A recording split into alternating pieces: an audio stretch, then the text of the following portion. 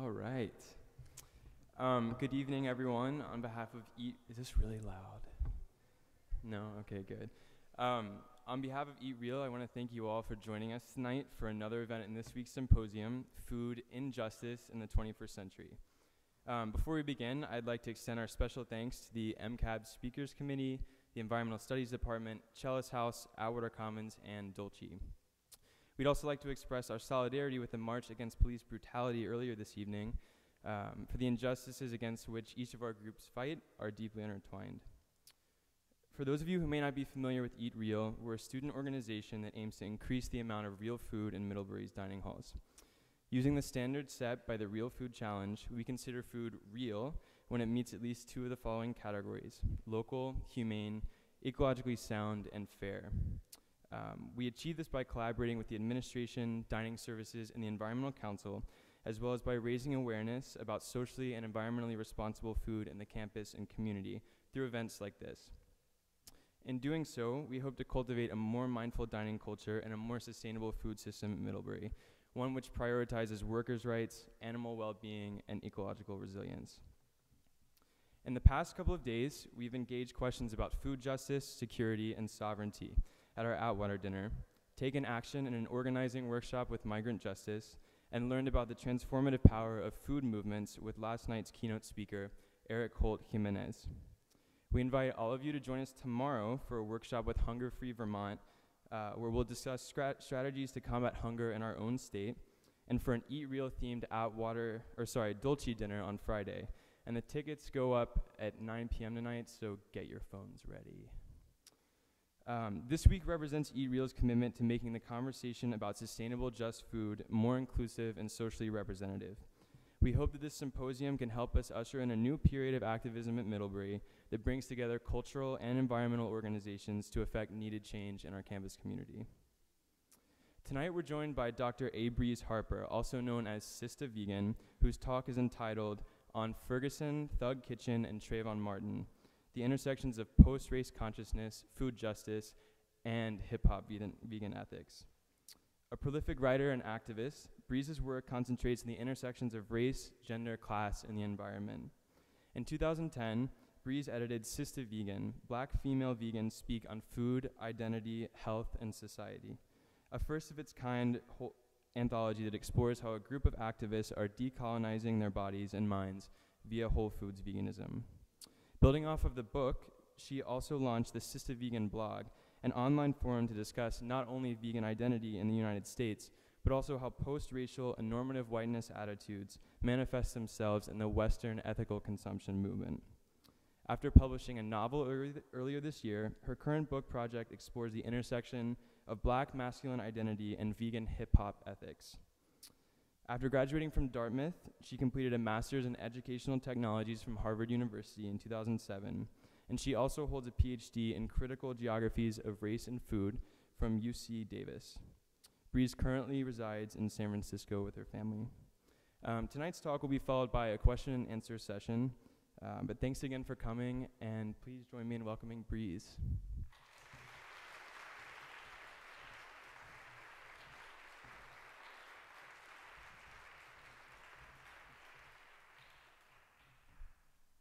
Hello. Thank you for welcoming me to your campus. I just always let people know how I arrived. Some of you probably have followed my blog, and I'm very transparent about how my family life affects my career life. I left yesterday morning with an 11-month-old on the plane from San Francisco, and she was not really happy about it.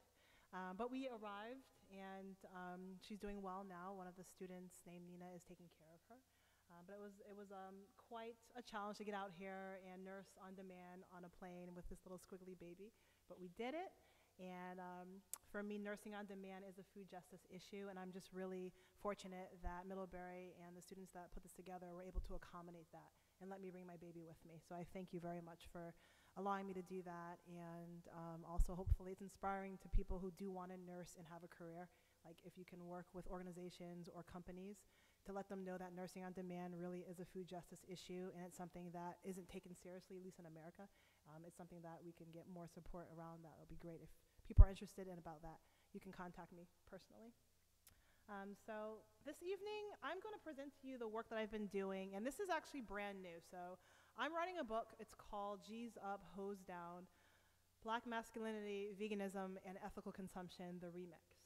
And it's pretty exciting. I'm looking at 5 or 6 key black male vegan figures who have been deeply influenced by hip-hop culture. And they use hip-hop methods and methodologies as their way to teach and educate mostly brown and black youth about the importance of not just veganism but being eco-sustainable, and also teaching them that there's ways to combat preventing going into the prison industrial complex by doing things such as gardening, being conscious of how environmental racism and food deserts affect their health. So these are the type of people I'm looking at, and with this chapter, this is brand new, so I'm introducing this to you guys tonight. So this has not been completed, I just started working on it. So I invite you to listen, and also at the end to kind of suggest to me, what didn't make sense to you, what did, and what you want to hear more of. So with that said, let the PowerPoint presentation begin, and wish me luck here, because even though I've been doing this for years, PowerPoint still confuses me. Okay, so. Yes. Okay, let's try that again, okay? Okay. So there we go. And then I'm going to read this from here. Okay, so you see that? So this is one of my quotes that I really love. Racial ideologies are powerful in shaping one's worldview. Examining food is useful for analyzing these ideologies and the way racial and gender politics pervade even the most benign situations like Sunday dinners. And that's from a critical race materialist, Psyche A. Williams Forson. And she wrote the book, Building Houses Out of Chicken Legs. And it's Black Women, Food, and Power. And what she did with looking at chicken legs as a food source, looking at how it empowered black women and how black women understood their social and economic roles within a white settler nation that built its economy upon slavery, black slavery. And I took Forson's work and I applied it to vegan materials, vegan food objects. So for those of you who don't know, what is veganism? Veganism is a consumption practice in which non-human animals are not harmed, abused, eaten, etc. Dietary veganism is no consumption of animals or animal byproducts, including eggs, honey, and milk from animals. And ethical veganism is no consumption of animals or animal byproducts, including eggs, honey, and milk from animals. And there's also people who are ethical vegans are against buying animal clothing, things like leather car seats. They're against animal experimentation, going to the zoo, for example. And they believe that veganism is more sustainable and eco-friendly than meat-centered diets.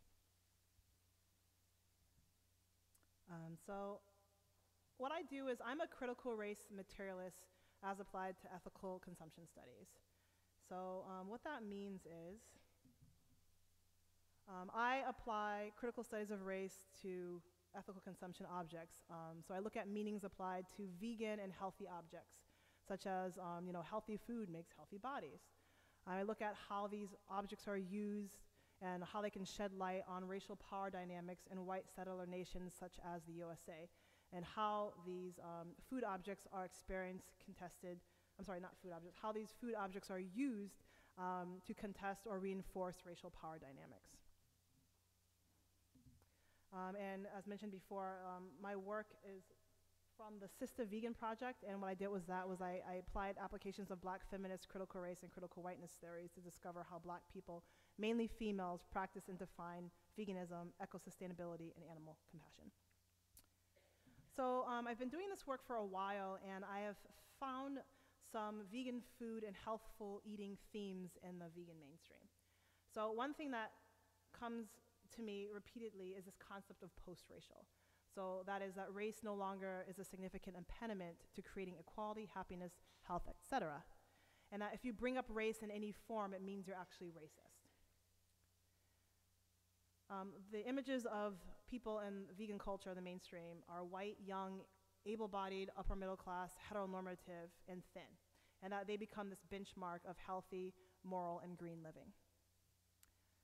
And for the vegan mainstream, veganism should only really be about animal compassion first.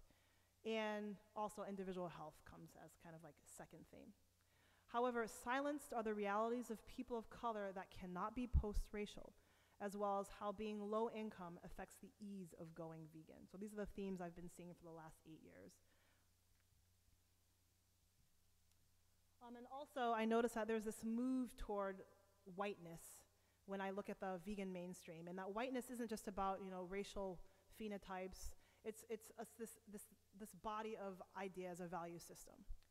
So heterosexism, ableism, middle to upper class sensibilities, cisgender identified as natural and normal, sizeism, that is like thin body as the moral and healthy body, and then this neoliberal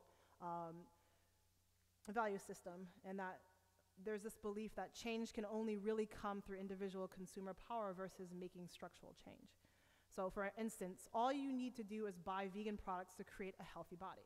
Left out are issues such as racialized state violence, food deserts, and poverty that prevent marginalized populations from getting to the point where they can have consumer power, privilege, and choice. So I'm just giving you this context because it's really important to have context and background once I get into the plant meat of the subject. Okay, so for years, you know, PETA has done a lot of what I consider use sexist images of women to promote why one should go vegan.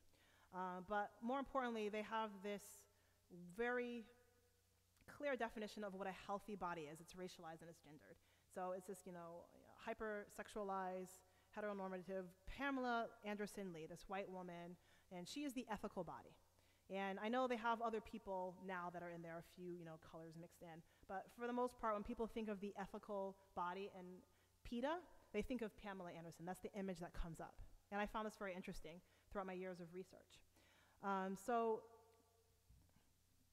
PETA sets the stage for vegan politics, ethical consumption, and healthy bodies, and has since their inception in the early 1980s.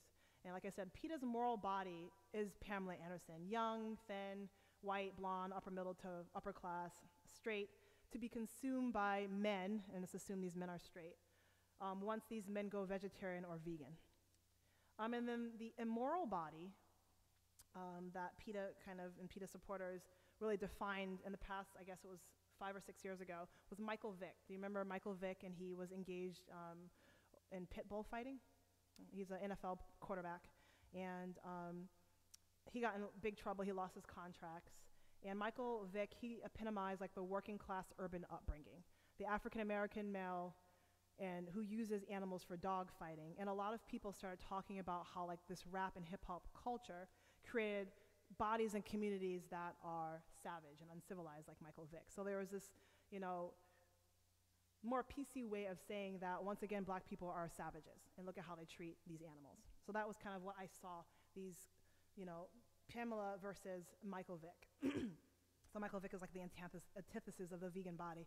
And then there was this lots of this focus on how bad hip hop and rap culture is and those people from those cultures. Excuse me. So this is Michael Vick, and there were many pictures that people have put up on their own. Look at what I do to dogs. I'm sadistic, destructive of life. I'm an evil force. And what I found interesting about this is that Michael Vick's black culture was under attack. The constant references to people like him involved in hip-hop and rap culture who enjoy dog fighting, they were basically demonized as scum of the earth, and that hip-hop culture is synonymous with black culture, and black culture is synonymous with unhealthy, unruly, and uncivilized. Critical animal studies scholar Harlan Weaver has studied the intersections of pit bull fighting culture, racialization, and hip-hop rap culture. In their seminal essay, Becoming in Kind, Race, Class, Gender, and Nation and Cultures of Dog Rescuing and Dog Fighting, Weaver writes, quote, the media also frequently make both implicit and explicit connections among pit bulls, race, and criminalization. Writers decrying the presence of pit bulls in urban areas characterize the dog's owners as thugs, gangsters, and white trash. 27 recent stories about dog fighting center on and vilify prominent African-American public figures such as NFL quarterback Michael Vick and the rapper DMX. End quote. So what I find interesting about this is that, you know, I like to remind my audiences that we don't see this kind of uproar when white male chefs boil lobsters alive.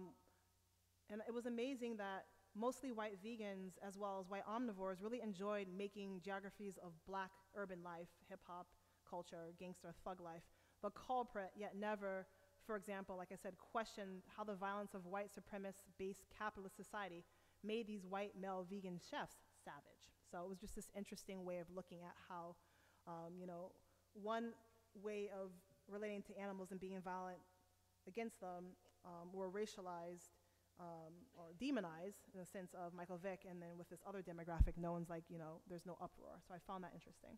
And I want to talk about this, this culture of hip-hop culture. What is hip-hop culture? What is thug? What is gangsta? And it's important to talk about this within the context of Oscar Grant, Trayvon Martin, the Ferguson riots, Jordan Davis. And for people who may or may not know who these people are, do people know at least one of these names when I mention? Yes? No? I don't want to assume, but I think it's important to give context because I'm going to move into the next section where I'm going to try to make these intersections. So at first I showed you that the vegan mainstream, all of these value systems, these images of whiteness, and then how Michael Vick and like the hip hop culture is parallel to thug and gangsta, how this all comes together when people start talking and thinking about what looks like an ethical vegan and who doesn't, and who could be an ethical vegan and who couldn't be.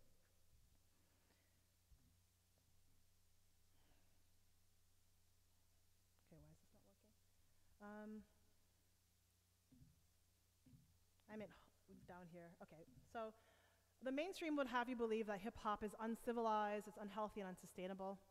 Violent thugs who swear all the time. Can you hear me? Well, okay. Destructive, gangsta. Women are bitches and, sorry, hoes, not house, hoes. And no healthy consumption culture is ever possible that could ever come out of like thug life or hip hop geographies. And it's always showing that they're smoking blunts and drinking a lot of alcohol. So like nothing could ever come healthy out of this. So there's like this conflation, like I said, of thug culture with black people. And that it really made me think, about how Trayvon Martin, Oscar Grant et al., how these deaths have really affected my own life. So like I have a black twin brother, and my son is black, he is light skinned, but as he gets older, he's being read more and more and is being treated as black in America. And I just think about how this in itself, I cannot detach from my own food justice practices, how I understand my veganism, and how like literally my body shakes. And it's hard for me to control and contain my emotions when I think about just the meanings, what's been happening, where just existing while black. My people are like saying walking while black. No, like existing while black. Usually black and male, like what's been happening in this country. And that there's a clear divide on how it's being talked about racially. And a lot of white identified people really don't understand why so many people of color and few white allies believe we do not live in a post-racial society, and that what's happening in Ferguson, what happened to Oscar Grant, Jordan Davis, it's huge. It's not this isolated thing that doesn't bleed into food justice. It doesn't bleed into how we think we know what ethical consumption is. And like I get, like right now I'm just trying to contain myself talking about it because like, my brother, I have a twin brother, he lives in Vermont. He lives in Windham, Vermont. When he moved there were 600 people, so he increased the black population like exponentially. And I think about living a life where I have to constantly worry about my brother, who, a straight A student, went to Dartmouth College with me, and when he was 19, driving to his Dartmouth internship, he got pulled over by the cops, handcuffed. They asked him, are you here to sell drugs? Like that violence, and it didn't matter. Like he didn't quote unquote look like a thug. He wasn't wearing the hoodie. It doesn't matter. He was just black in the wrong white gated community. And like that was 20 years ago, but he's traumatized by that. And he tells me how this is why I every time I go out, I have to dress professionally. Like how does that shape his sense of health and food, or when he's gonna go and get food? So these are the things that I've been thinking about. And then also I've been thinking about this controversy that has happened a few weeks ago for those who are kind of hooked into the vegan mainstream and vegan cookbooks, Thug Kitchen. So for you who don't know what Thug Kitchen is, I'm gonna introduce it to you. I'm totally not reading from my tablet, so I'm trying to coordinate reading from PowerPoint on my tablet, but let me go back to this. So, is that coming up? Great. Okay, So at the beginning of October 2014, news was firing around in my Facebook circle that the popular blog Thug Kitchen had just released a cookbook. However, that was not a surprise, as it is not uncommon for outrageously popular culinary bloggers to find themselves with a lucrative book deal. What had my social media apps on fire was the news that the identities of the authors were not a couple of black men who were from the hood or experienced the thug life. The authors of Thug Kitchen were a white LA couple. When asked why the Thug Kitchen creators hid their identities for so long, Matthew Holloway, one of the co-founders, responded that it was racist to even ask the question of the skin color of he and his co-founder, Michelle Davis. This response sent a ripple through the Vegans of Color groups on Facebook. Immediately, the members of Vegans of Color collectively found the defensive answer and dishonesty of hiding their identities entrenched in cultural appropriation of the word and experience of thug. A significant number of Vegans of Color began to mobilize via the internet and created an anti-racist Vegans of Color group. The function of the group was to organize to protest the Thug Kitchen cookbook tour. Now, I myself had mixed feelings. It wasn't that I thought Thug Kitchen was the sole problem. The controversy surrounding Thug Kitchen and the significant number of white vegans who thought it wasn't racist, while a significant number of Vegans of Color thought it was quite telling from a critical race materialist point of view. Also, as I got involved with the Facebook chats occurring around Thug Kitchen, I found myself becoming more and more tense and quite sad around the responses that so many white identified vegans had toward the anger that Vegans of Color had about the use of the word thug. While Vegans of Color and their allies were trying to explain the context of using the word thug in light of Oscar Grant, Jordan Davis, Trayvon Martin, and Michael Brown's murder, an overwhelmingly high number of white vegans were in complete disagreement that the word thug had any racist or racialized connotations. For example, I spent a good amount of time on the Toronto Vegetarian Society's Facebook page in early October 2014, reading several Vegans of Color's comments about Thug Kitchen. They were trying to explain to mostly white Thug Kitchen supporters the pain that thug elicits in them. Several Vegans of Color were screaming at the tops of their lungs trying to explain what it was like to be a black mother to black sons and have this agony of realizing that their little boys were instantly born into a culture in which they would be treated as thugs by a Canadian and USA mainstream culture's white imagination. Two nations born out of white settler logic, but continue to be in some type of post-racial denial mode about it. Now, like I said, as a black mother of a son, the twin sister of a black brother, the daughter of a black man, etc., I felt my body shake as I, too, tried to figure out how to explain to a plethora of post-racial white vegans why the thug in Thug Kitchen was so triggering and traumatizing for us. My mind was blown away by the plethora of white vegans who simply could not be sympathetic to our pleas to understand. I was blown away and disappointed as I collectively just couldn't and didn't want to understand what it meant to simply have to fear for being read as thuggish and therefore worthy of preemptive violent attack. Elizabeth Ross and Kevin Tillman, who helped start anti-racist vegans on Facebook, helped organize the Thug Kitchen protests at the beginning of October 2014. A few days after the controversy started, I received a Sistah vegan Facebook status from Elizabeth, and she gave me permission to talk about this, that they mobilized successfully and that Thug Kitchen canceled the LA and Oakland book reading tour. That the authors and publishing company had decided to cancel it for quote-unquote safety reasons. Elizabeth Ross also personally wrote Daniel Power, the CEO of the publishing company for Thug Kitchen, to let him know that there would be a peaceful protest against the New York book event. Elizabeth said that the Vegans of Color and allies wanted people to be aware of Thug Kitchen as a racist and minstrel type of show. Interestingly, Daniel Power decided to forward the letter in his response to Gawker.com in hopes that Gawker would join in shaming Elizabeth and other Vegans of Color for their protests.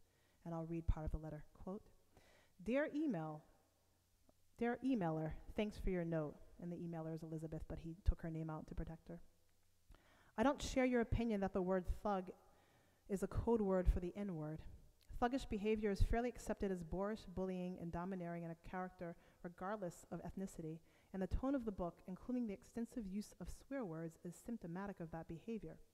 So even though I disagree with you, I do think you have a point, perhaps, and that it should be considered, even debated, but never ever under simplistic jihadist even calls for banning censorship and boycotting, end quote. And I actually thought that was interesting that he invoked the term jihad or jihadist into response to what Elizabeth wanted to do, which really was just a peaceful protest. And Daniel Power's letter was in fact published by Gawker, but it did not get the response and support that he was hoping it would get. Jay Sargent of Gawker.com posted Power's letter, and Sargent responded in support of Elizabeth. And I won't read the whole letter, but there's this key point that Sargent writes. And that's part of what Thug Kitchen has, this type of talk in their recipes. Sorry I didn't show that. But let me read what Sargent had to say in response to Power. Quote, "But where Power is wrong is in ascribing that dissonance as purposeful. As has been pointed out in basically every piece criticizing Thug Kitchen, the word thug is in the title so that you think of a mean, scary black person. Thug Kitchen uses thug the same way as Michael Dunn, who shot an unarmed black teenager for playing rap music too loudly. That the voice of Thug Kitchen doesn't match the character they aim to invoke does not exactly absolve them of their intentions," end quote. So I actually want to show you the trailer to Thug Kitchen, okay? And hopefully, fingers crossed, it will work.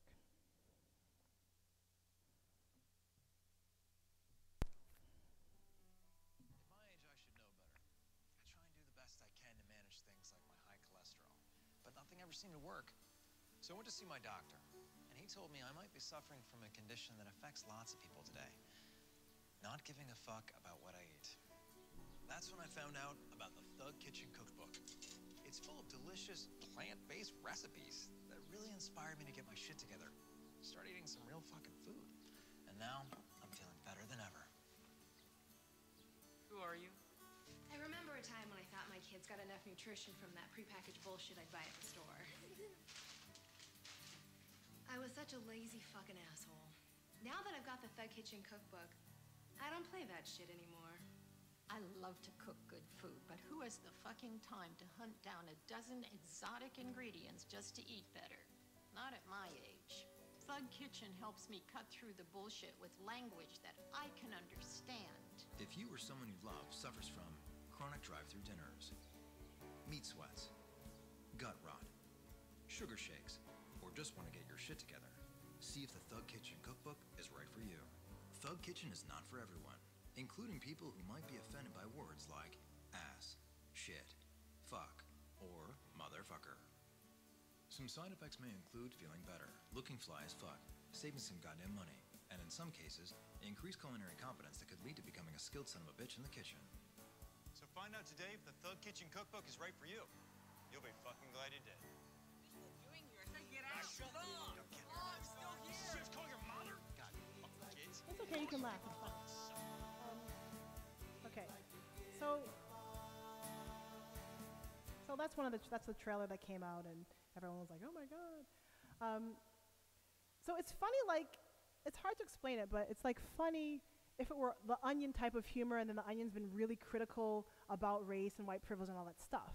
So what's interesting about Thug Kitchen, if you look through the cookbook, and I'll talk about this later, like they don't even talk about things like, well, what does it mean to grow up in a thug life and not have access to the foods you need? Like really talk about the histories of how someone has come to the thug life, or even giving, I guess, credit to like people like Tupac Shakur, who talks about and has like, you know, a group and album Thug Life. So that's funny, but then when you look at everything, the cookbook and kind of the use of the word without talking about the realities of what it's like to kind of live in geographies of thug life, which I'll talk about later, and or be mistaken as a thug because you're black, that's where a lot of the vegans of color had problems with. And if I'm not making any sense, hopefully I will as I move more into the next part.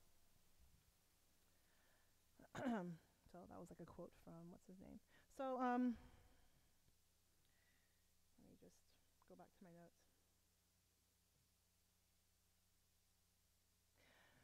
Okay, so you know, Thug Kitchen and Vegans of Color, they're protesting this lack of acknowledgement about, you know, the racialized connotation to thug.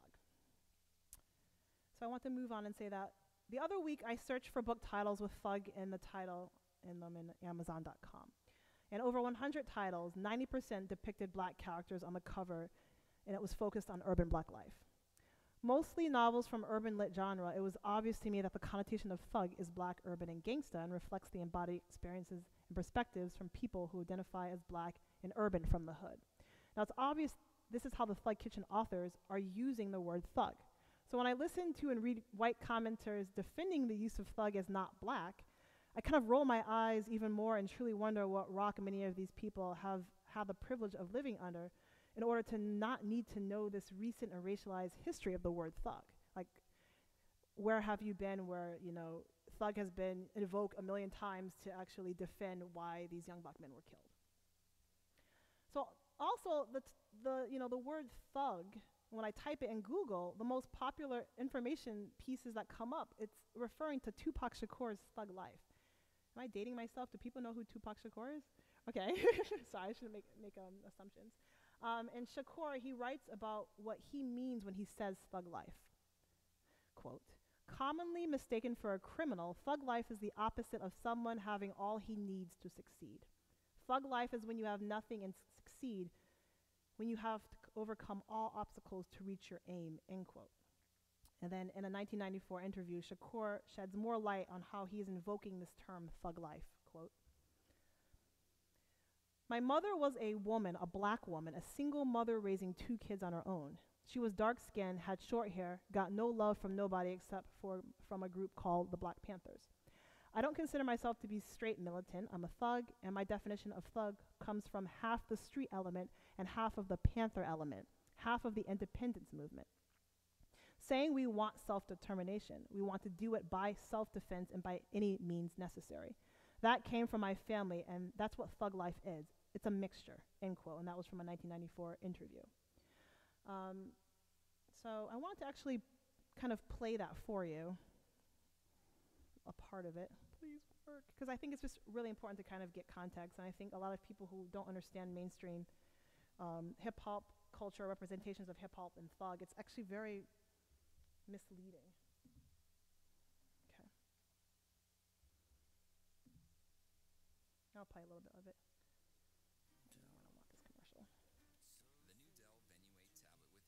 I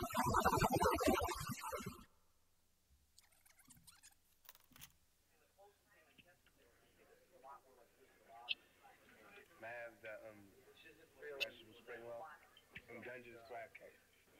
What do you think is going to happen in 15 years for you, or 10 years? Where do you see yourself? Can you hear it? Best case in the cemetery. Not in the cemetery. Sprinkled in ashes, smoked up by my homies. Worst case, I mean that's the worst case. That's the worst case. Okay. That's the worst case. Best case, multi-millionaire, owning all of this shit, you know what I'm saying? Because anywhere else, if I was white, I would have been like John Wayne. You know what I'm saying? Somebody who pulled themselves up from their bootstraps, from poverty, from welfare. Now I'm kissing Janet Jackson, just getting movies. I feel like a tragic hero in a Shakespeare play. You know what I'm saying? Oh yeah. Sorry, delayed. Sorry about that. I apologize.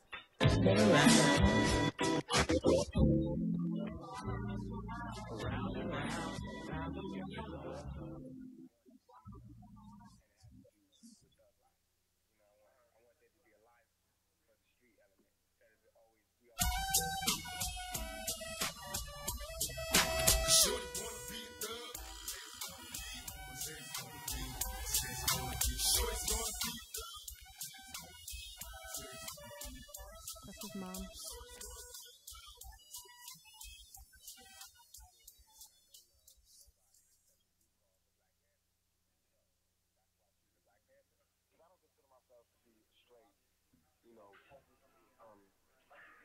Militant. You know what I'm saying? I'm a thug. And my definition of thug comes from half of the street element, just straight street hustle, and half of the Panthers element. Okay, so I'm going to stop for now. It's actually really hard to hear. I'm not sure why I'm having problems making the volume better. But I kind of want to give you more of that visual imagery and what he's talking about.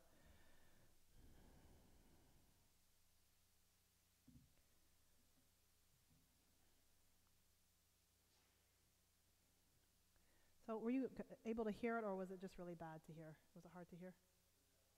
Yeah, it was hard to hear. Sorry about that. I'm not sure what's going on. Okay, so I did read that snippet about, he's like his mom was a single mom, and she's had a short afro, dark-skinned black woman, and only love she could get was from the group the Black Panthers. And that's saying a lot in a few sentences. It really says a lot of the value system that he was raised with, the fact that his mother is dark-skinned in a country where colorism and racism are very, very harsh on women of color, black women. So colorism is where certain colors of blackness, usually in the black community, like if you're lighter than a brown paper bag, then you're considered beautiful. And if you're darker than that, even within the black community, due to a white supremacist value system around beauty, you're thought of as being ugly. And she had short afro hair, and a lot of people don't think in the mainstream that that's beautiful. Like, you have to have long, straight hair. So Black Panther, that consciousness, a lot of people learn about the Black Panther movement. Mainstream America tells you that the Black Panthers were violent, they hated white people, but that's not what was going on. And he's being raised in this household with his Black Panther ethic, and the Black Panthers were really into food and health justice. That's what really scared the government, was like, they were starting to get kids breakfast in the morning, and that really pissed off one of these high officials. I mean, he went into, one morning he broke in, one of these FBI agents or CIA, he ended up like urinating all over the children's food. He was so upset that the Black Panthers were teaching them how to actually feed themselves and be healthy. So like, Shakur's mom was kind of within that type of that foundational philosophy that the Black Panthers had. So with that, and then growing up on the streets, like that's how he's defining thug life. And he's saying, trying to succeed when you don't have anything. Well, why don't you have anything? What geographies of thug life? What are the geographies of thug life? And that's like environmental racism. That's food deserts. You don't have all these privileges that white, mainstream, middle class, able-bodied America has. So how are you going to actually succeed when you don't have those? Does that make sense? So that's how he's defining thug life, and those geographies of thug life that makes it hard to, be a health and food activist. He's not a health and food activist, but people that kind of think about those geographies, that you think about the lack of resources that you have, and kind of where ghettos, inner city, the hood, it comes from. It's this consequence of colonialism, capitalism, white supremacist value system. It's the consequences. Whenever you see a ghetto or the hood, that's the consequences of that, and it's usually racialized, usually in America, okay? So that's kind of to give you a context of how he's describing thug life. And that's not how the thug cookbook is describing thug, right? So in the sense, Thug Kitchen authors have appropriated the word experience of thug life. And they've relied on like I said, the white supremacist imagination of what they think thug means.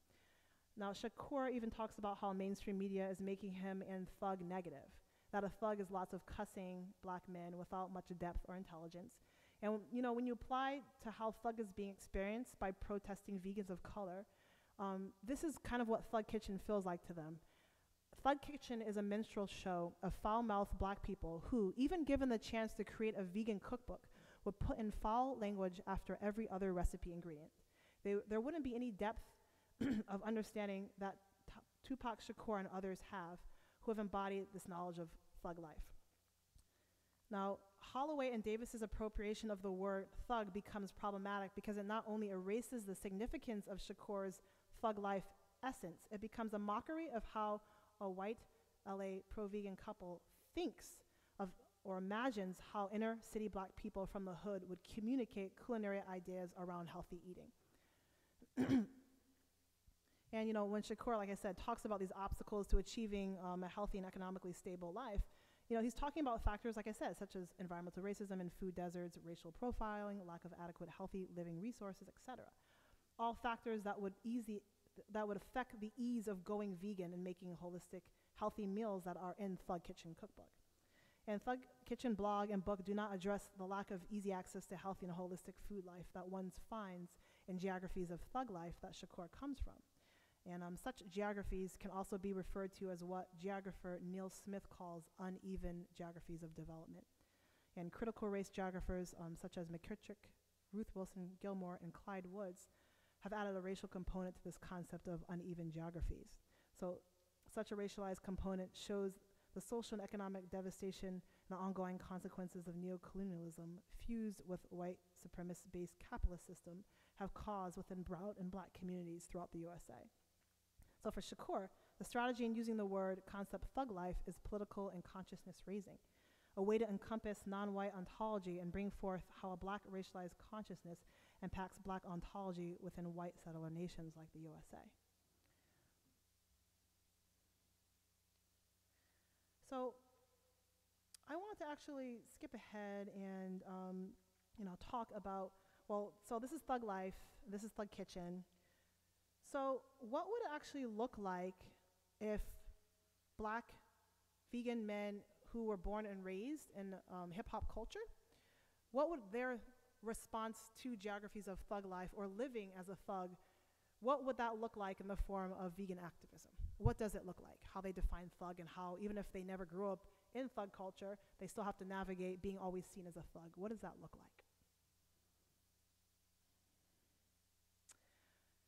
So if you aren't already familiar with their work, I'm going to introduce to you Bryant Terry, Stickman, and DJ Kavum, as well as other black male vegan activists if we have enough time. So first, what is intriguing to me is that Terry, Stickman, and DJ Kavum's vegan and food justice activism is that they acknowledge the challenges of thug life geographies, and they seek to remedy it through culturally appropriate methods and methodologies. And such tools are hip-hop consciousness, race consciousness, and decolonial thought. And as mentioned before, such pro-vegan engagement with understanding the essence of thug life is completely absent from Thug Kitchen cookbooks and their blog. So here's part 3, critical food and race conscious responses to the thug life and other consequences of being a hip-hop conscious black man within a country of systemic and structural racism. It's a really long title, I know, but I just kind of wanted to drive that point home. Okay, so let's go back. A lot of people who are not familiar with hip-hop culture actually don't understand what the foundations of hip-hop and rap culture are. A lot of people, they think it's just like being a thug and gangster and swearing a lot and being a misogynist. But that's not actually the roots of hip-hop. So this is one of the people I'll be talking about. On the right, his name is DJ Kavum, and his mom is on the left of him. So hip-hop actually stands for higher inner peace, helping other people.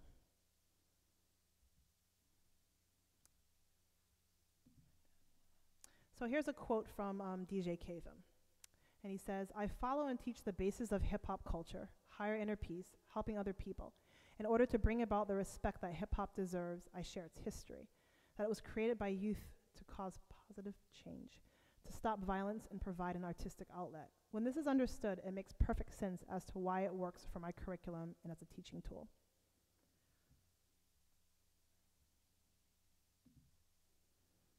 So I want to talk about how I met DJ Kavum. His real name is Etef, so I'll just refer to him as Etef or Kavum. I met Etef Kavum, DJ Kavum, about 5 years ago in San Francisco. He was at a Greens festival, and he was there to kind of introduce his work. So what he does is I guess he's like everything, but he's a hip-hop artist, and he is a vegan. He's a holistic vegan. He draws from Afrocentric healing systems. He's very, very well read and very knowledgeable about how structural and systemic racism function and how it affects black and brown communities. And he likes to teach black and brown youth how to garden. And he's dealing with a lot of issues. He's in Denver, Colorado. That's where he lives right now.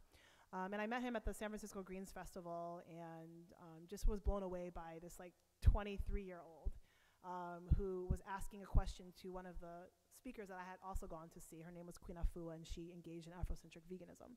And he had asked, said that his wife is pregnant, and was asking just kind of questions about what foods that she can eat so she can have a healthy pregnancy and home birth. And Kavum grew up kind of, when you look at his stories, he has a magazine article. He was interviewed for Yes Magazine. He talks about his life kind of similar to Tupac Shakur. He was raised by his mother, a single parent family, he and his brother, and she just kind of tried to keep him out of trouble and introducing him to things like gardening and nature.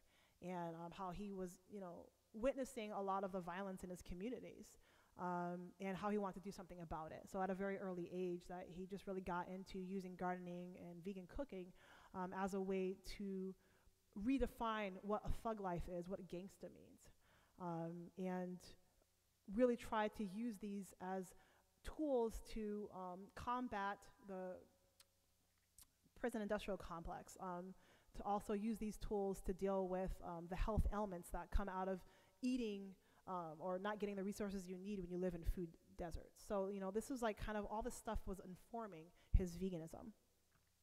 And when I was visiting Denver, he had asked me to come to speak at the Brown Sugar Youth Festival in 2012, I think it was. I was driving around in the inner city of Denver. And first of all, I'm ignorant, because I'm like, there's black people in Colorado. So he was like driving around, and I was just like, my own imagination around Colorado was also changed, because it's always presented as like this white state, and it's like pure white state, just mountains and lots of green. Like, I didn't know there was actually, a hood with black people who didn't have the resources they needed, just like in Oakland, where I live next to too. Like, wow, this is everywhere, including Colorado. And we're driving around, he's like, they're bringing a Burger King here, and they're trying to, build a new prison here. But, across the street, we got a garden here. And I'm going to teach the youths how to garden, and we're teaching them how to cook and stuff. So that's how I'm going to try to combat that. And he introduced me to a lot of his music, and I realized that when I listened to the Thug Kitchen trailer, when I looked at their blog and book, and then I looked at what Trayvon was doing, he was reappropriating and redefining, thug and any connotations to thug, gangsta, G's. And he wrote a song called G's Up, Hoes Down. 20 years ago, Snoop Dogg had a song called G's Up, Hoes Down. And G's, like gangsters, hoes, a derogatory name toward women. And I'm going to show you this video. And Trayvon also has this song, but he's actually redefined it. And for him, G's mean organic growers, and hoes like a tool. So he's like, he's showing that he, and along with Stickman of Dead Prez, like, organic and vegan, that's the new gangsta, okay? And I'll talk about Stickman later. So let me try to show this video. I love ETAF. Okay, so hopefully you'll be able to hear this. Up, hose down. On the ground, turn it up all around, spray the water on the grain. She's up, hose down. From the market to the farm, got the food in my palm, and I'm growing where I'm from. She's up, hose down. You know what's going down, got the food on the ground, and we growing year round. She's up, hose down. From the farm to the fridge, and I'm growing where I live, got to go and feed the kids. Grew up that mile high, young youth, brown rice, brown eyes. On the grind, every line, body sign, I redefine. With the G's up, hose down, drop a seed on the ground, turn it up all around, spray the water on the grain. G's up, hose down. From the market to the farm, got the food in my palm, and I'm growing where I'm from. G's up, hose down. You know what's going down, got the food on the ground, and we growing year round. G's up, hose down. From the farm to the fridge, and I'm growing where I live, got to go and feed the kids. Real hoes, making my road, grow irrigation. Okay, I'm going to stop it right here. For some reason, there's an audio problem. Like, I don't know why, but the music, the lyrics are not coming through. He's trying to say G's, a real G has hose, and he means like this. So I don't know. Some people think I'm kind of corny because I'm like, I just love this. Okay, I love this. I love this kind of redefinition of gangsta and thug. And from someone who's kind of from this culture, and that they're not just trying to make money off of it, but they're in their community, and they're trying to make those changes. They're trying to do positive change and acknowledge like what it means to live in these geographies of a thug life. And Trayvon is just one of many men that are actually doing this type of work. Let me go back to my PowerPoint. And I'm going to try to play this one as well. I didn't mean that one.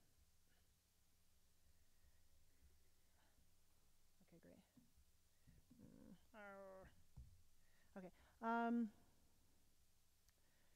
so, you know, for him, a G is an organic grower, a cultivator of his or her community. And like I said, it's important to note that Thug Kitchen uses the words hoe and bitch ass hoe a lot in their writing.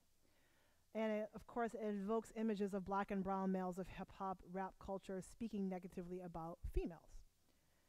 And DJ Kavum reappropriates and reinvents, you know, the words G's and gangsta and hoe in order to show another way of relating to one's diet, the land, and health, but also speaks to the realities of growing up in thug life geographies. And he does this in his second video called Wheatgrass, which I'm not actually going to show, but he just kind of talks about the power of wheatgrass and nettles and raspberry leaf. And at the beginning of the video, it has he and two other black males at the corner store just kind of talking. Okay, I'll show it. It's good.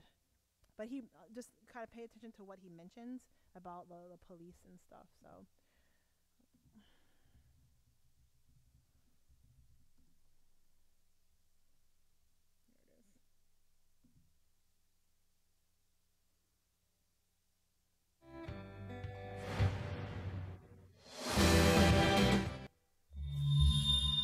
Okay, hopefully the lyrics will come through.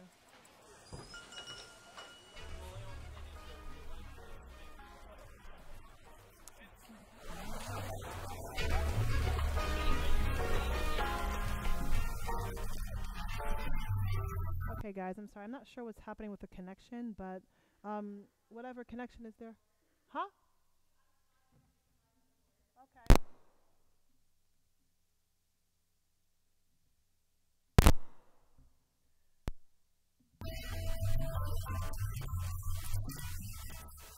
Yeah. Peace. Yeah, I'm not sure why, but it could be the plug. But okay, sorry guys. Yeah, whenever I've done this in the past, the lyrics come through, so it's probably the plug. But anyway, the guys are talking, and I won't waste time. And they're talking, and they're like, "Did you see the cops go swoop that brother off his feet?" And then his friend says, "Hey, I'm gonna go and get something to eat or drink." And he's like, "No, guys, you don't have to go into the convenience store." And he's drinking water. They're all drinking water. In a lot of the hip hop rap videos, it shows them drinking alcohol, right? Or they're smoking blunts and stuff. And here they're all drinking water. Then he starts talking about you must cultivate the earth. And then at the end, he says, nettles and wheatgrass. So sorry that you can't see the whole video because the connections aren't working. But if you want, email me and I can send you the link so you can listen to it on your own. But I mean, it's just unfortunate that the lyrics aren't working so you can really hear that and get a sense of what I'm trying to drive home with this. Okay. So let me go back to my current slide. So I think it might be that I might not be able to play most of these.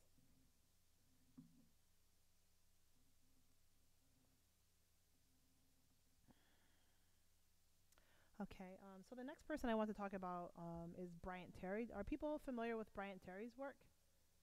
Okay, so Bryant Terry is the author of Vegan Soul Kitchen and Inspired Vegan and Afro Vegan. And he's an African-American male, and he's a food justice person, and he's totally race conscious, and he understands that you can't just make vegan cookbooks. You have to also go out into your community and try to make it possible for disenfranchised people to get access to the food and the other resources they need to be healthy. And to understand the structural and systemic, I guess, issues like racism and poverty that prevent that. So Bryant, he did not grow up in geographies of a thug life, but he was deeply influenced and impacted by people who sing from those experiences in hip hop and rap culture. And he says that his food justice and vegan oriented cookbooks were heavily influenced by the hip hop music he listened to, such as KRS-One's song Beef, which got him to also read Upton Sinclair's The Jungle. Do you remember Beef? No? Okay, it's okay. It's from back in the day, but KRS-One talks about beef and talks about how it makes you sick. You don't know what's going into the meat and how the animal suffers so much. And Bryant Terry says that really got him thinking about just like the illnesses in the black community and all of these nutritional related diseases. And on top of that, just thinking about, how these people don't have the access to what they need because they don't have, like that power of buyer's choice that a lot of the mainstream ethical consumption movement always talks about. All you have to do is vote with your dollars, but what if you don't have dollars to vote with, or limited dollars? So Bryant is very much entrenched in that type of thinking. And what's interesting to me is Bryant Terry, he was very, very upset about Thug Kitchen and the implications of that as well. And several weeks before the Thug Kitchen even came up on August 15th, and he said I can share this with everyone, he had posted this on his Facebook. If you have ever raised hell about animals being killed and you are not raising hell about the police in Ferguson, Missouri, killing Mike Brown, a child, then using a supposed theft of a cigar to justify his said killing, defriend, unfollow me ASAP. And there's a lot going on there, but this is kind of gets back to, well, look, he was a thug. He stole a cigar, so he should have been shot. And then I started thinking about all the comments and the dialogues that spun around what Bryant had actually posted, and me talking to him and him just saying that, like, still a lot of white vegan animal rights supporters don't understand. They just don't understand. They don't get it. They don't understand why even Ferguson protests / riots, whatever you want to call it, is happening. And Bryant, he can't escape it. He's a black man, so he can easily be mistaken for as a thug, and this racialized state-sanctioned violence can be enacted upon his body at any moment. And this consciousness, this is part of how he goes into writing his cookbooks when he gives talks about food justice and vegan cooking. So he can't escape it. And several years ago, I went to one of his premieres of his, which book was it? Afro Vegan, which was in 2009, and he spoke at the Museum of the African Diaspora in San Francisco. And he spoke about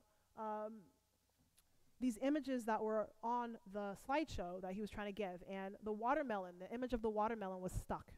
And he's like, there was a technical issue. I don't know why the projector isn't going on, but he's like, this is kind of timely to talk about this because, like, the watermelon has so many meanings, but particularly in terms of black racial stereotypes, like black people like watermelon and chicken.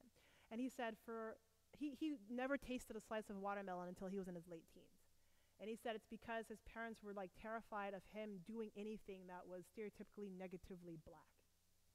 So that was his relationship to watermelon. Like, I couldn't even eat it because my parents didn't want me to be, that type of black in the white imagination. So I couldn't even eat watermelon. And it led me to think, well, what other things has he done or not done to make sure that he's safer as a black man walking around America? And how does that impact his culinary practices as a top vegan gourmet chef?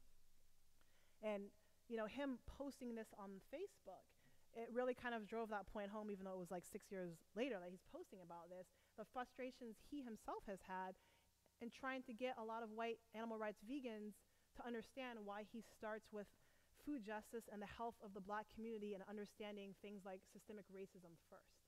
And he's talked about this many times, and I've even had a lot of white vegans contact me telling me that they don't like his work because why isn't he talking about animal rights first? Why isn't he doing that first? Completely not understanding, like, what it means to be and look like Bryant Terry and walk around, well, he has the ability to walk around or just exist in America as a black man, right? Am I making sense? Yes? Okay. And so when he posted this on Facebook, I said, oh, we have to talk about this, and can I please, like, share this with my audience in a few weeks? And he said, yeah, definitely. And, like, this just kind of gets in this conversation about the problems with Thug Kitchen is not, like, I mean, I think it was funny. I thought the trailer was clever, but the problem is that there is no intersectional approaches to understanding oppression and suffering. So Bryant, he understands it. He's doing all these intersectional approaches, and he's trying to combat, the food deserts. He's going out there and doing that activism to understand these geographies of thug life. And then there's like the Thug Life Kitchen. I'm sorry, the Thug Cookbook, Thug Vegan Cookbook. They're not. The audience that follows them, the blog itself, they're not making those intersectional connections. And they're not even asking, well, what does it mean for me as a person who's been racialized as white, fairly class privileged? What does it mean that I'm in these social and geographical locations? How did that affect how I arrived to even creating a vegan cookbook? How did that even affect how I arrived to what I think a thug is? Like, that's the problems that a lot of the vegans of color had with Thug Kitchen, but also Bryant Terry. And he actually wrote a really good letter that was posted on CNN to further drive the point why their use of Thug Kitchen is this type of appropriation and minstrel show. So he writes on the CNN.com article that came out earlier this month. He says that Thug Kitchen is basically for him a modern day blackface. And he writes, quote, "Certainly, swearing isn't exclusive to African Americans, but many of the site's captions, usually dreamed up by Davis to accompany Holloway's striking visuals, rely heavily on phrases from black rap lyrics, stand-up routines, and films, which eventually went mainstream. So, nobody needs mayo in their life. Calm your bitch ass down like a boss, and don't fuck around with some sorry-ass $10 takeout are hardly the language of sopranos or mobsters or Sons of Anarchy bikers." And to some degrees, you know, people argue that, yeah, they're thugs too. But he's saying that that's not the language that is used amongst these people who are supposedly thugs. And that's the problem, he says. It's no coincidence that Thug Kitchen's admirers often imagine the voice of the site to be that of a shrill, vulgar, and often uproariously funny black man like actor Samuel L. Jackson or rapper Ghostface Killah, and not that of actor Robert De Niro or Hell's Angels founder Sonny Barger. The contrast drawn between the consciously progressive dishes shown and the imagined vulgar, ignorant thug only works if the thug is the kind of grimy person of color depicted in the news and in popular media as hustling drugs on a dystopian block under the colorful glow of various burger stands, bulletproof takeout spots, or bodega signs. Those kind of people, the visual gag suggests, intimidating you into preparing arugula or tempeh, how absurd, how shocking, how hilarious, end quote. So he was like, it was a long, long article, and he was very upset about it. And basically for him, it was this kind of type of minstrel show, but also, once again, you know, it silences the realities that whether he looks like a thug or not, he is going to be treated as a thug in that white imagination of being fearful of black men. And this is kind of what's one of the posters I took a picture of, or some of the work that he does, and that's what he looks like. And the type of food that he makes and how he kind of incorporates hip-hop consciousness and culture. Like, if you ever buy his books, he tells you a lot of it is like what hip-hop or rap or old blues music that you should listen to while preparing the food. And like for him, I really feel like he's also kind of reinventing and remixing hip-hop into this like vegan culinary cookbook. So yeah, he wasn't born and raised in, you know, these geographies of a thug life, but he's well aware of how it's deeply affected a lot of his family and friends in these communities in which people had to experience these geographies of thug life and the lack of resources to food, living in food deserts, lack of healthy resources, racial profiling. He gets that.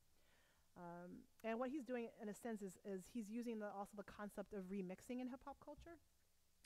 So remix culture is a society that allows and encourages derivative works by combining or editing existing materials to produce a new product.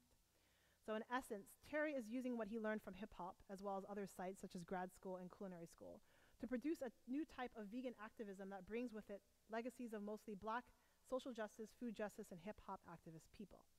And for him, he kind of takes soul food and he remixes it.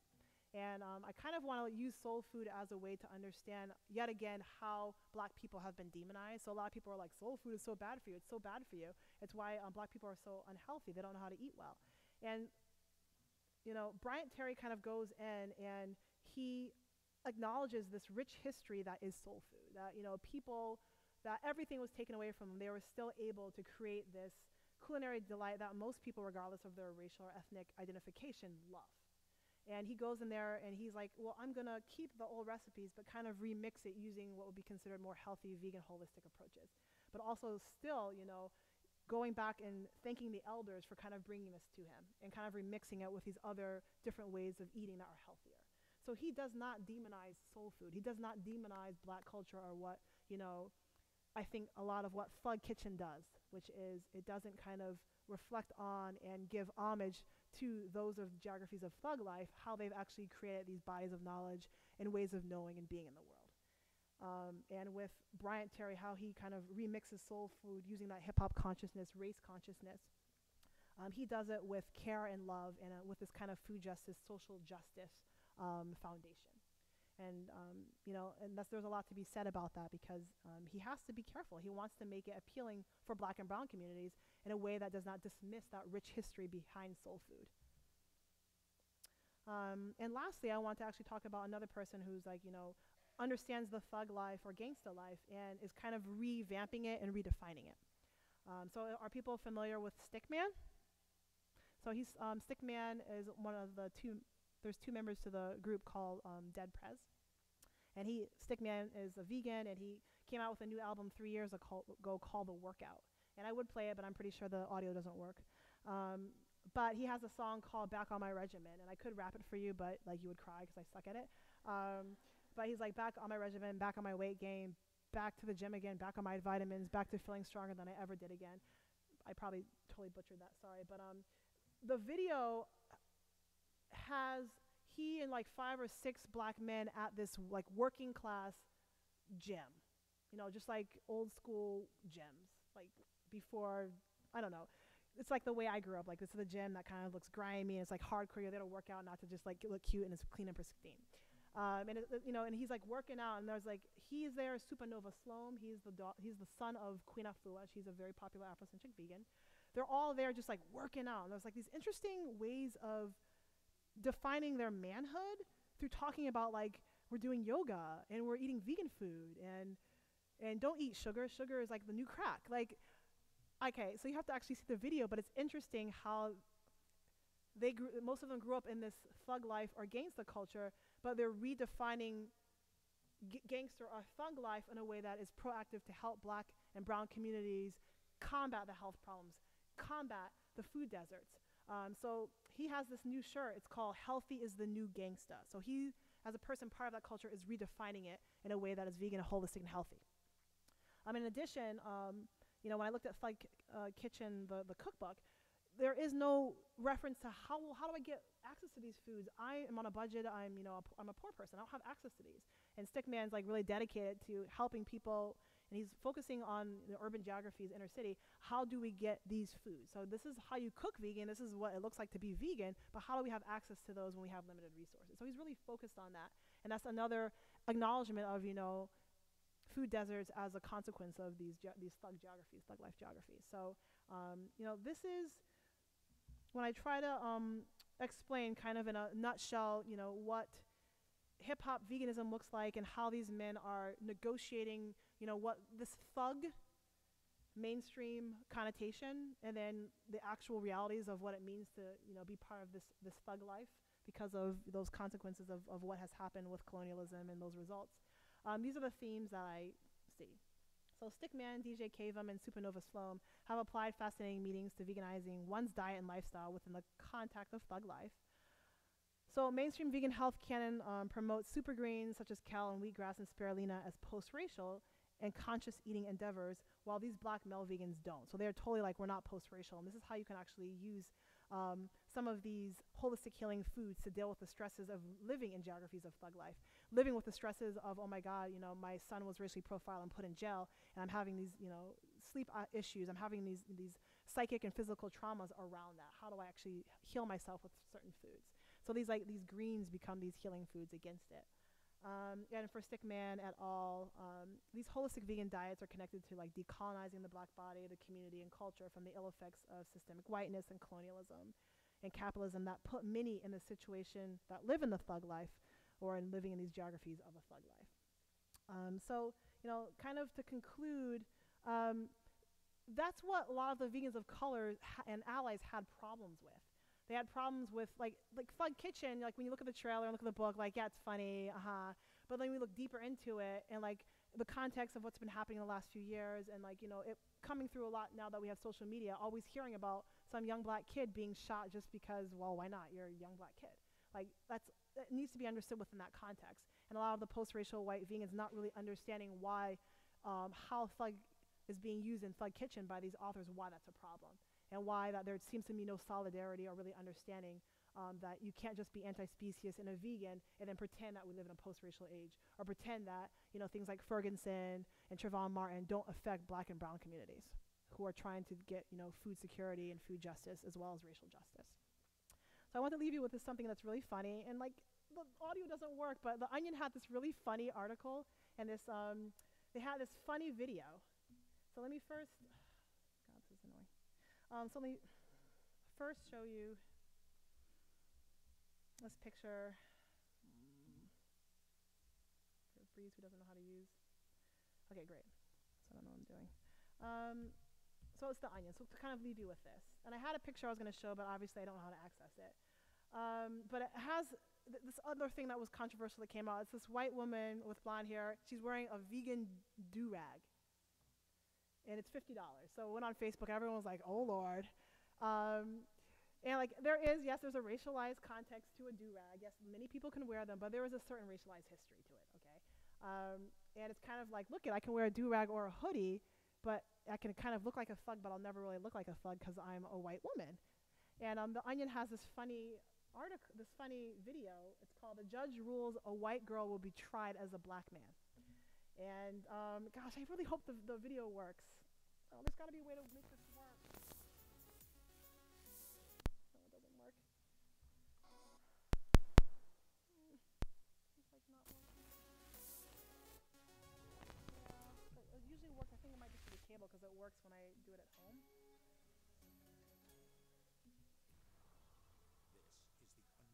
Oh, that's a good idea. Okay. Okay, so let's see what happens. Okay.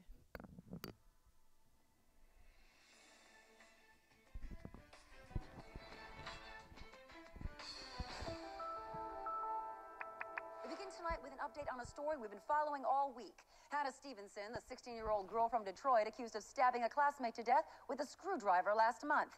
At her arraignment this afternoon, Hannah received the harshest possible sentencing from the judge.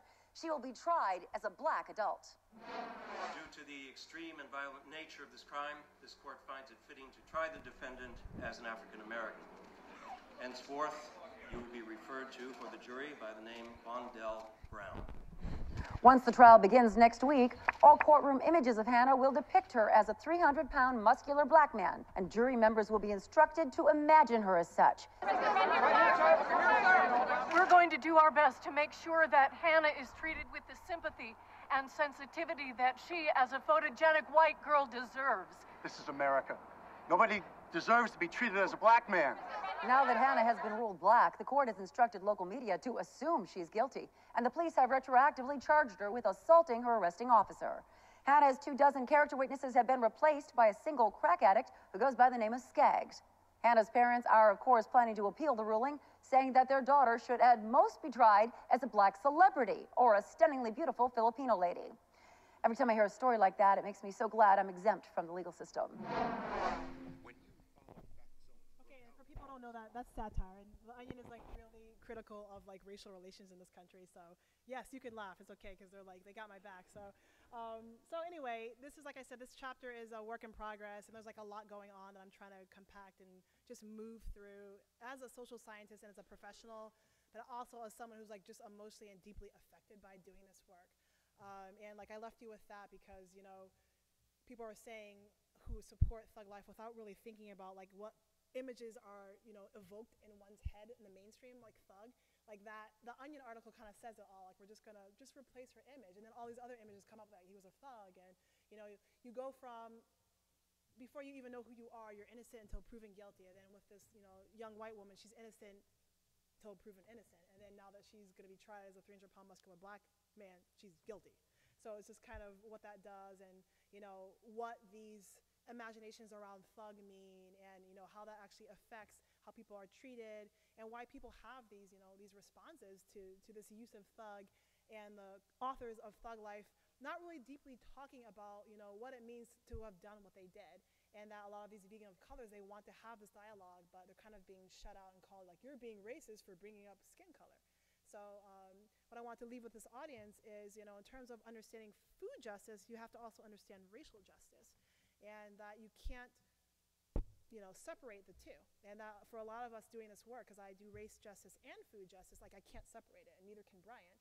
And for the most part, a lot of white people who think they can be post-racial, that doesn't affect them. It obviously does.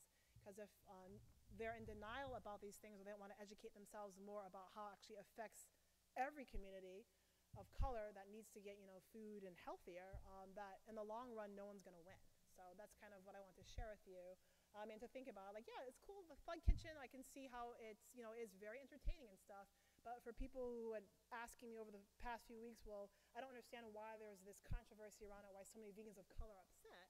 I felt like I wanted to kind of dive more into it. Like, it's not about Thug Kitchen, it's about the problems of living in a United States where the mainstream population has a racial literacy that is like from Jim Crow era.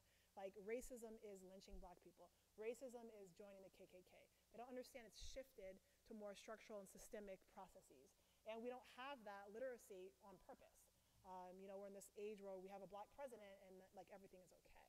So I feel like for people who want to support understanding more how these things intersect, that you have to educate yourself to become, like, have this critical race literacy for a post-2000 age. And then you can understand more why so many vegans of color were upset about the use of Thug and the Thug Kitchen authors not making those connections and trying to kind of be part of this food justice movement and racial justice movement, and kind of acknowledging, yeah, that Thug is a racialized term, especially within the context of Trayvon Martin, Oscar Grant, et al. So thank you, and thank you for listening to me kind of share this chapter in progress with you, and I just welcome questions and comments. Thanks.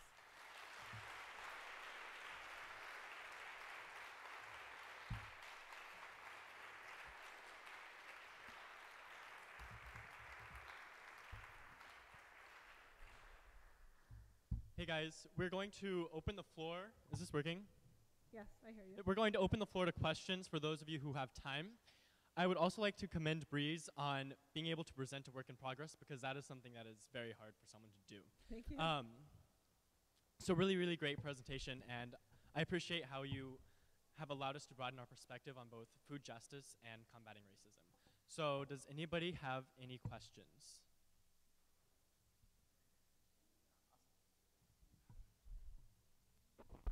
Is this on? Is this on? Yeah, just talk really loud. Can you hear me? Okay. I was wondering if you could talk a little bit more about what your views on animal rights are, because I understand why that wasn't really the focus of the talk, but I was just wondering if you could elaborate a little more on that.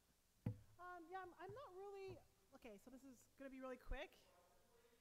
Okay, so she wanted to know what my views are on animal rights, because I didn't really talk about it in the talk. So number one, whenever I talk about veganism, it's usually going to be from a critical race perspective and looking at communities who are using veganism and understanding veganism as a way to understand like racism or anti-racism. But my actual personal views, I have big issues with the, I guess, the orthodox ways of engaging in animal liberation. I'm not really an animal rights person, and I'm talking about like philosophies that are very masculinist. Peter Singer, I'm not really into that way of understanding animals. I'm more of a, like an animal, non-human animal compassionate person. I'm more of the like vegan feminist value system, and that's like it's a lot. That's like in itself a book to try to explain. What's central to me is preventing suffering of all creatures, but like. I'm first coming from the point of anti-racism and understanding whiteness. And then I understand the consequences of colonialism and like white supremacy as not just racism, but also the mistreatment of non-human animals, or how they're being treated as forms of entertainment, forms of food, and the suffering that they have to go through. So I am a vegan because I don't actually think it is right for animals to suffer for me to eat. And I also don't really focus too much on that when I talk about it in public spaces. I'm really more focused on, like, I'm a critical race materialist. I want to know why is it so many people of color were offended by the animal rights campaign that PETA did. So that's kind of more of what I'm focusing. I don't really talk about, like, you should be vegan or you should be an animal rights activist. I'm more focused on, well, what do people's responses, what do these dialogues have to say about racial justice and other forms of injustice in this country. Does that answer your question? Yeah, definitely. Okay, thanks. This person? Yeah, there's lots of.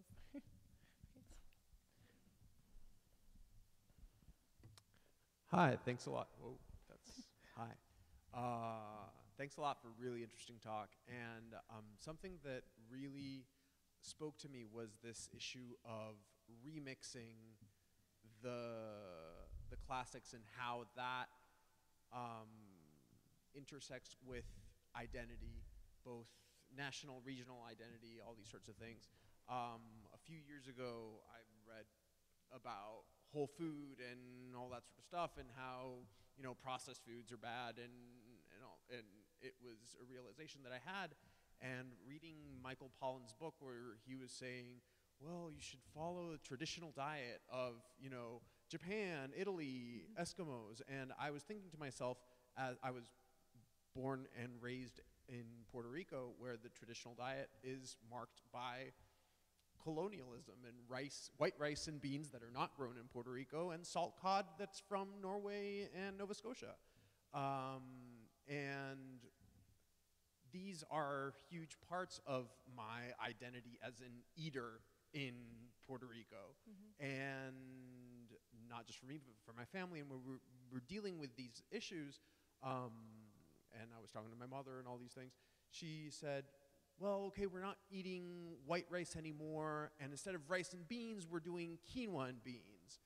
And I'm like, all right, so that's better, but what about the issues of remixing your cultural identity, culinary practices, and the intersection with issues like quinoa and how it's affecting the people whose traditional diet that used to be a part of, and now in places like in many places in the Andes, quinoa is not accessible to a lot of people who used to be the consumers of this food. So how do you deal with issues of remixing your favorites, but also not hurting people on the other side of the planet if you don't happen to be in a place where you grow rice and beans? Now, are you asking me that question, me, or just anybody? Because I can answer like what I've been trying to do. So it's like, that's a really good question, because I always get the same type of question every time I give a talk. It's very frustrating for me, because I think like by default, I'm part of this exploitative food system, and I can either, I don't have access to growing my own food, I don't have my own land. I do live in a climate that is easier to grow food, so I live in California. That's like the question, it's really hard. It's really hard because it's like, can the master's tools break down the master's house type of thing? Like, can I exist in this capitalist food system and try to decolonize it, yet like, how does that work when I still rely on it to eat? And even if I want to do better, like, okay, I'm not eating like, GMO white rice, now I'm eating organic quinoa. So what frustrates me is that like there's as a simple answer to the question, like if you're economically stable enough, you can buy fair trade, biodynamic, eco-sustainable quinoa for $20 a pound. But, I'm just always asking myself, what can I do to satiate my health needs, my psychic health and my physical health needs, enough where it does the least amount of harm? So I have to come to terms with the fact that everything I do is going to cause suffering, but I have to be mindful about it and try to find this balance. And like each week I'm always like referring back to the week before. I'm like, oh my God, it's so stupid. I didn't realize what I had done, what I thought was mindful, was actually still causing suffering. So like for me, it's like this process. And for each individual, I think just being mindful around it, like the fact that we're mindful and we're always trying to think about it, and then also like going and doing action around it. So with me, like I live in North Berkeley and I'm lower middle class, and I have access, North Berkeley, California, I have access to certain resources. So a lot of people are like, you should eat Earth Balance. Earth Balance, it's vegan, but there's like the palm oil sustainability issue. There's a killing of like indigenous cultures. So I've been doing locally grown olive oil, like that's the fat of my choice, right? And then I also do hemp seed oil, because hemp seed is actually just really hemp, and as a product is very sustainable. So I've been kind of trying to rethink how I can eat healthy and still kind of keep some cultural aspects of my identity, but also questioning why is that even important, and trying to make myself healthier, but the world healthier and happier and more just too. And it's hard.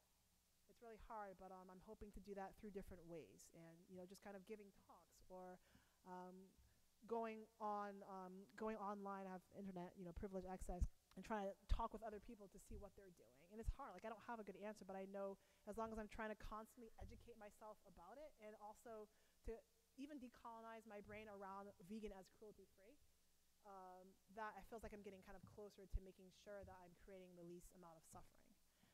But like the cultural identity piece is really important, because I met this person who hosted me at Pacific Lutheran University in Seattle, and she said her grandmother had raised her, and she was Irish, and she wanted to kind of give homage to her grandmother who had just passed away, and she decided that she would be part of raising pigs and killing them herself, because the way she was raised, her grandmother would kill pigs and make something that was a traditional Irish meal. That's how she was kind of making her grandmother's Irish cultural identity live on. And my response was, well, I know it's kind of hard, but I talked about Bryant Terry and how he's still remixing soul food and giving homage to African American cuisine and the suffering that African Americans went through to create this. But he also has remixed it in a way where animals don't have to suffer. And is it possible for you yourself, to kind of still pay homage to what your grandmother did by raising you and your Irish tradition? But if you're, I mean, I didn't say this to her, I was thinking in my mind, but if your grandmother or someone you knew, it was traditionally to hurt actual human beings, kill them, exploit them, and do slavery, would you then continue to do it to live on that tradition? So why is it okay for you to maybe do that to animals when you don't need to, if you have the access and privilege to use other resources to feed yourself and still, uphold that, whatever that Irish cultural heritage is? And these are hard questions, but the whole cultural identity piece, I'm still trying to figure out how to navigate it without being offensive, but also I want to make sure I'm not helping people perpetuate human and non-human and environmental suffering. But it's hard. That's why there's so much scholarship and activism around it, because it's still this process and we're all trying to figure it out. So hopefully that's not too confusing, but that's how I'm trying to work through and answer the question. Thanks a lot. Hi. Hello. So I live in Washington Heights, New York City, and I'm Dominican, not too far away from Puerto Rico. And can you just talk just a little louder, please? Yeah, so I'm from Washington Heights, and if you don't know, it's a neighborhood in Upper Manhattan, mostly made up Puerto Ricans and Dominicans, and sort of the issue of gentrification has changed the way people of color in our neighborhoods get food and the options available. So I would have never gotten hummus at my local market, and now I can, and that's awesome. But it feels weird, just because my parents aren't used to that idea, and my friends from home aren't used to getting hummus and buying kale, or just other healthier options besides rice and beans and chicken every day, or at least every other day. What are ways in which maybe you have experience or you've heard of in which empower or sort of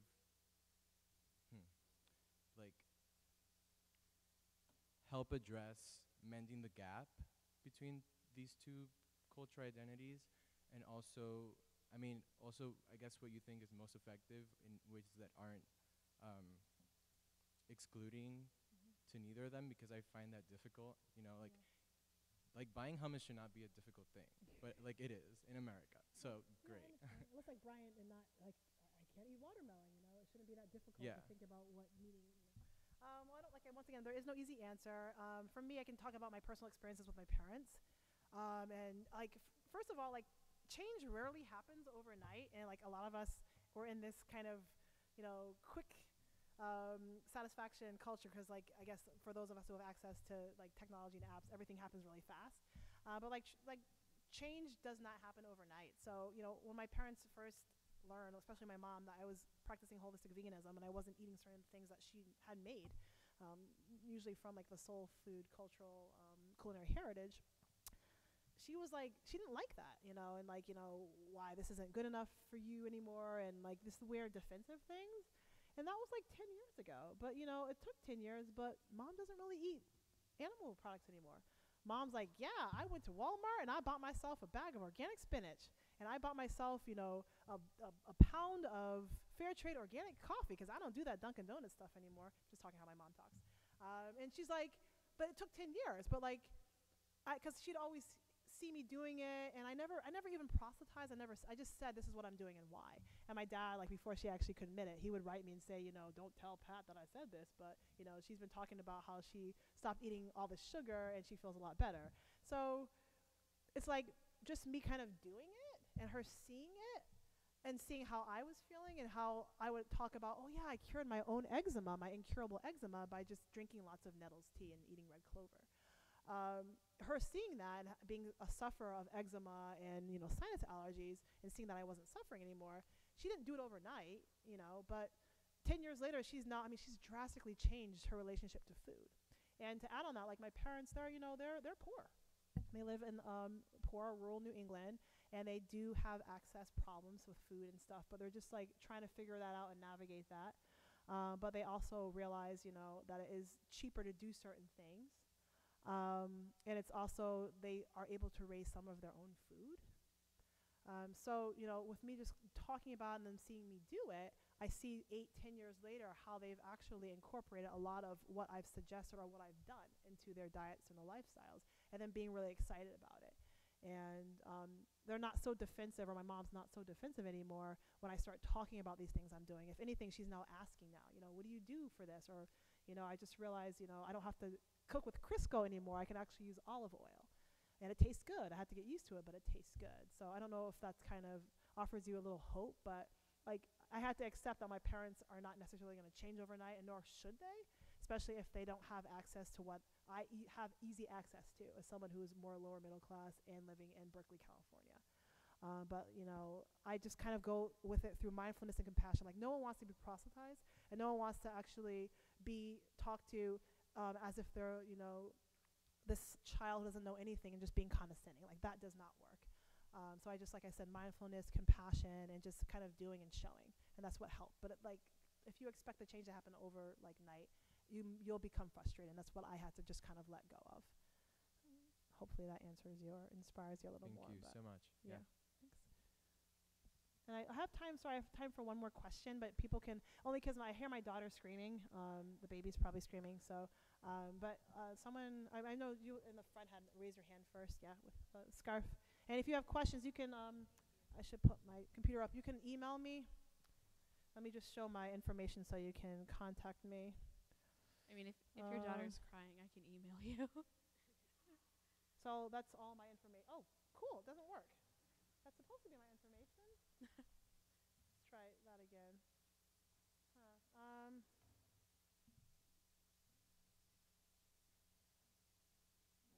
Okay, so that's my information. And then your question? Are you sure you have time? Huh? Do you have the time? If yeah, I'm trying to get her used to, like, she's addicted to breast milk, which is, I guess, a good addiction to have. So I'm just trying to get her used to, like, being weaned, because we left her with a bunch of food, but it's also like 2 hours past her bedtime, so. Okay. Well, probably 5 more minutes.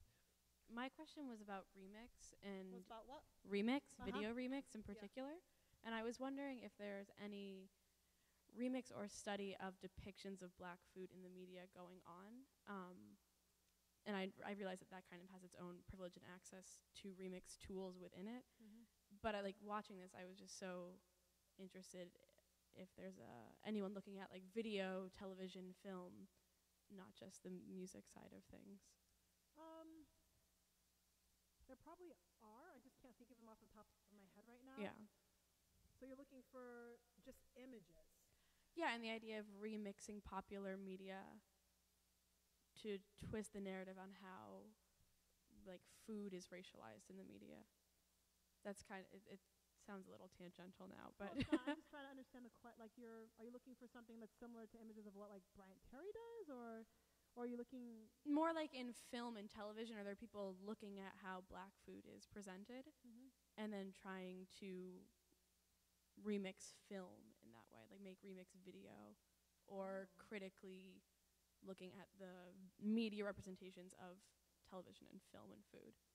I'm sure someone's done it. If you just email me, I have a critical race and food studies listserv that like 300 or 400 academic callers are on. And if you probably ask that question, one of them will get back to you. We'll have and an tell you. answer. Yeah. All right, So great. if you just email me at, it's probably hard to see, sistahvegan@gmail.com. Then just ask me that, and then I can just kind of direct your question to that listserv. Great. Thank Okay? you. So thank you, everyone. And, just feel free to email me if you have questions or comments or what you think you would want to see in this book. And the book is like, it shows all my books there, G's up, Hose down, and it's like, this is just the introductory stages of it. And I'm trying to do crowdfunding for it and all this stuff. So wish me luck that I can get it to the publisher in 2 years.